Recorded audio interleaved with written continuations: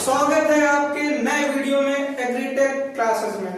मैं कपिल देव यादव आपको पढ़ा रहा हूँ मैथ सेकेंड में हमारा जो यूनिट 2 है वेक्टर में हमने 3 टॉपिक लिए हैं। 3 टॉपिक में है, पहला है गॉस थ्योरम, दूसरा है हमारा ग्रीन थ्योरम, तीसरा है हमारा स्टोक्स थ्योरम। तीनों थ्योरम में से एक सवाल आता है आपके एकेटीयू एग्जाम में, आपको करना है गेस।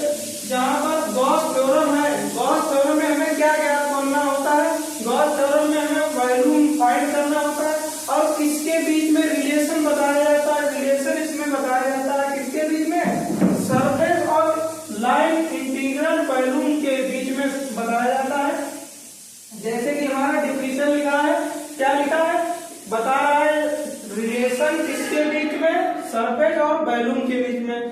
कंसीडर किया है यस, मतलब कि हमने कोई चीज कंसीडर कर ली, मतलब यस कंसीडर किया है, ये हमारा लेवल का सरफेस है, इसे हमने कंसीडर किया है सरफेस।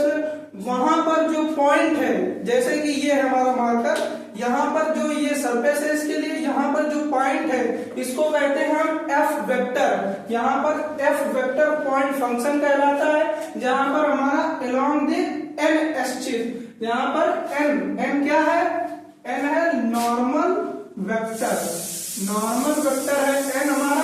यहाँ पर हमारा फार्मूला क्या है, फार्मूला है, इसको क्या कहते हैं, डबल इंटीग्रेशन। डबल इंटीग्रेशन में है यस, यस है हमारा लिमिट सरफेस, जैसे कि ये है हमारा मार्कर, यहाँ इस सरफेस की यहाँ से लेकर यहाँ तक कोई लिमिट है, लिमिट यानी कि 0 से लेकर 1 मान लिए हमने इसकी, 0 से 1, यहाँ पर हमारी लिमिट हो जाएगी। यानी एफ वेक्टर, यहाँ पर जो एफ वेक्टर लग रहा है ये हमारा एफ वेक्टर, और किसके, नॉर्मल के सापेक्ष, यहाँ पर नॉर्मल, फिर उसके बाद डीएस, फिर इक्वल टू क्या होगा, ट्रिपल इंटीग्रेशन वी और वॉल्यूम। यहाँ पर वॉल्यूम की जो यहाँ पर दिखाया गया है इसका कोई वॉल्यूम होगा, उस वॉल्यूम की जो लिमिट होगी वो यहाँ पर लिखी जाएगी।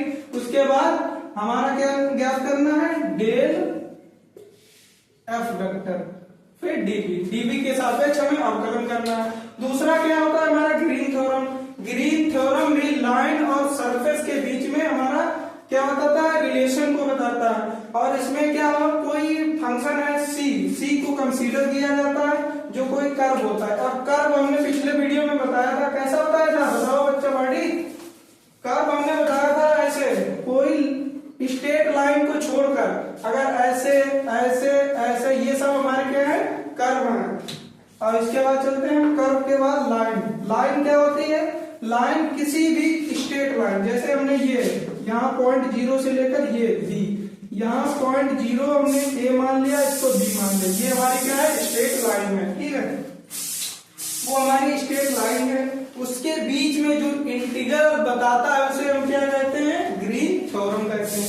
इसका फॉर्मूला है हमारा ग्रीन थ्योरम का, इंटीग्रेशन सी। अब कहेंगे सी क्या होती है, सी अभी हमने बताया है, ये अगर लो में सी यस कुछ भी लिखा हो उसकी लिमिट रखनी है, कहां से कहां तक की लिमिट है, ठीक, लिमिट रखनी है हमें। अब देखिए फार्मूला क्या हो, इंटीग्रेशन सी, यहाँ पर लिमिट हो गया एम डी एक्स, ठीक है। एम क्या होता है, एन क्या होता है, अभी हम आगे बता रहे हैं, पहले फार्मूला को कंसीडर करते हैं, M D X plus N D Y, ठीक है। फिर उसके बाद क्या होता है, डबल इंटीग्रेशन, फिर आर यहाँ पर भी लिमिट है, कितनी उसकी लिमिट है, वो भी 0 से 1, ए से बी, कुछ भी लिमिट हो सकती है। यहाँ पर डी एम बटे D X minus D M बटे D Y, D X Y.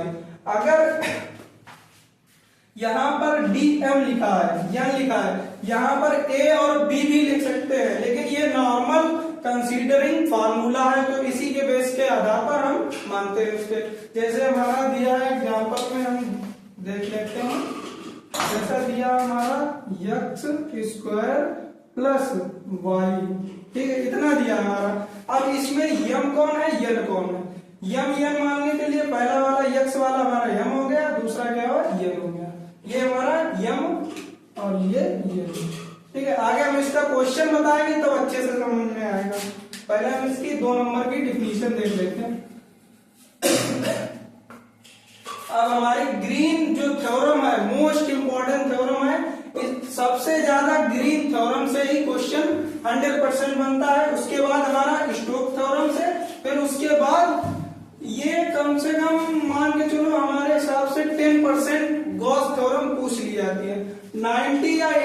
100% green theorem से क्वेश्चन आता है। और उसके बाद स्टोक्स थ्योरम से 2 नंबर का क्वेश्चन इसकी डिफिनीशन के रूप में आता है। स्टोक्स थ्योरम में क्या होता है, ये भी हमारा लाइन, ये हमारी सरफेस है, जो लाइन इसके ये परपेंडिकुलर है, उसी सरफेस के परपेंडिकुलर के लाइन और सरफेस के बीच का रिलेशन बताता है। तो उसका फार्मूला क्या होता है, ये इसमें देखिए, ये इंटीग्रेशन हो गया, ठीक है। और इसको क्या कहते हैं, यहाँ पर गोला जैसा बनाते क्या होता है, इसको कहते हैं बंद इंटीग्रल, ठीक है, क्लोज इंटीग्रल। अब इसका फार्मूला देखते हैं, यानी क्लोज इंटीग्रल सी हमारी क्या है, लिमिट है, F vector D R vector, ठीक है। और उसके बाद डबल इंटीग्रेशन इसमें होता है, डबल हमेशा याद रखना, केवल ट्रिपल इंटीग्रेशन किसमें होता है, गॉस थ्योरम में होता है। और हमारा ग्रीन है उसमें डबल, और स्टोक है उसमें डबल इंटीग्रेशन होता है। और हमेशा याद रखना जो स्टोक थ्योरम होती है उसमें कर्ल वेक्टर का इस्तेमाल होता है। तो हमारा कर्ल एफ वेक्टर हो गया, किसके अलॉन्ग है, नॉर्मल वेक्टर। एन हमने बताया है नॉर्मल वेक्टर आपका दिया होगा, कुछ भी दिया होगा, जैसे एक्स आई के प्लस वाई जे के प्लस जेड के, यहां से हम नॉर्मल वेक्टर कंसीडर करेंगे। ये हमारी तीनों डिफिनीशन, इसका फार्मूला कॉन्सेप्ट हो गया। इसके बाद हम तीनों के न्यूमेरिकल आपको बारी बारी से बताएंगे, जो एकेटीयू एग्जाम के लिए मोस्ट इंपॉर्टेंट है। और वेक्टर इसमें डिफिनीशन है, डिफिनीशन को आपको याद करना है, ग्रीन थ्योरम और गॉस थ्योरम। ये 100% 2 नंबर में चांस रहता है आने का। Thank you.